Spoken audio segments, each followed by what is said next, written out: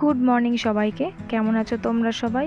আর এদিকে একদম সকাল সকাল আমি তো বসে পড়েছি গিফট প্যাক করতে। আমাদের যেহেতু আজকে একটা বিয়ে বাড়ি আছে, তো সেই জন্য আর কি বসে পড়েছি এই সমস্ত পেপার নিয়ে এবং কাঁচি, সেলোটেপ সব কিছু নিয়ে। তো এবার এখন এই দুটোকে প্যাক করব। এদিকে আছে এই কুকারটা এবং ওই দিকে আছে হচ্ছে একটা শাড়ি। তো চলো ওদেরকে প্যাক করে নিই। এদিকে আমার একটা তো মোটামুটি প্যাক করার ডান, এখনও একটা বাকি আছে, ওই যে শাড়িটা এখনও প্যাক করব। তো এদিকে শাড়িটাও এখন আমার প্যাক করা কমপ্লিট। তো দুটোই আমার রেডি। সন্ধেবেলা বিয়েবাড়ি যাওয়ার জন্য একদম সব কিছুই মোটামুটি রেডি হয়ে গেছে।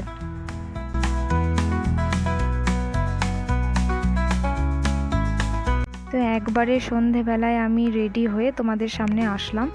তো এই যে আমি পরে নিয়েছি একটা শাড়ি, এটা বেনারসি শাড়ি পরে নিয়েছি, আর তার সাথে হালকা একটু জুয়েলারি। তো মোটামুটি কেমন লাগছে আমাকে জানিও। এই হচ্ছে আমার ফাইনাল লুক। খুব একটা ভালো সাজতে পারি না আমি, যাই হোক শাড়িটাও নিজেই পরি সব সময়। তো এদিকে এই যে আর ওই যে শুভদীপ রেডি, আর আমরা এদিকে সবাই মিলে কিন্তু বেরিয়ে পড়েছি বিয়েবাড়ি যাওয়ার জন্য। আর এই যে গ্যারেজটা রয়েছে, নিচে যে গ্যারেজটা আছে, এখানে এই কদিন ধরে অনুষ্ঠানটা হচ্ছিল। আর আমরা এখন যাচ্ছি হচ্ছে যে বিয়েবাড়িটা ভাড়া নিয়েছে সেখানে যাচ্ছি।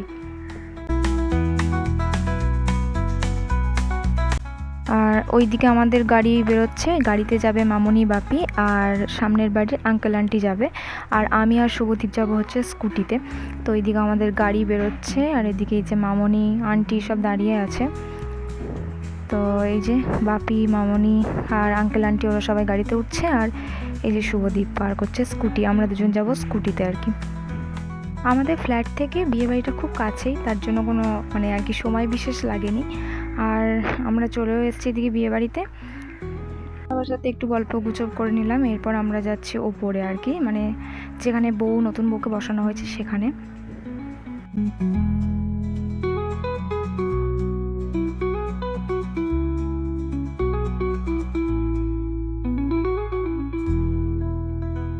তো আমরা ওপরে বেশ কিছুক্ষণ গল্প টল্প একটু করে সবার সাথে একটু টাইম কাটিয়ে আর কি, তারপরে আমরা চলে গিয়েছিলাম একদম খাওয়া দাওয়ার দিকে।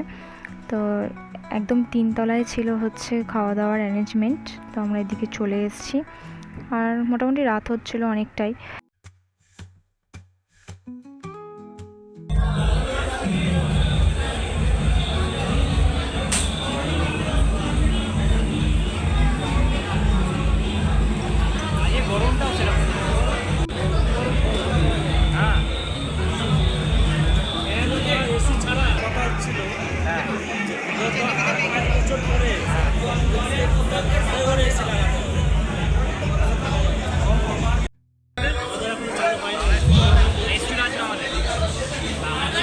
এদিকে খাওয়া দাওয়া কিন্তু স্টার্ট করে দিয়েছি। আমি একদম সিম্পল নিয়েছি, শুধু ফ্রাইড রাইস আর অল্প একটু মাটন নিয়েছি।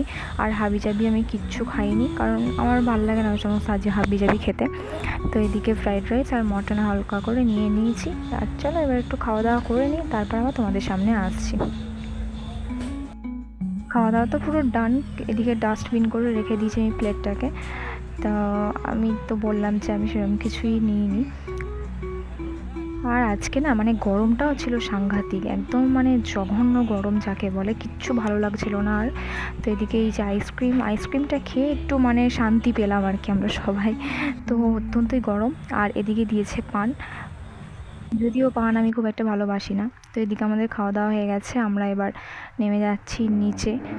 সামনে মামনি বাপি ছিল। 3 তলায় ওঠা চাপা যায়।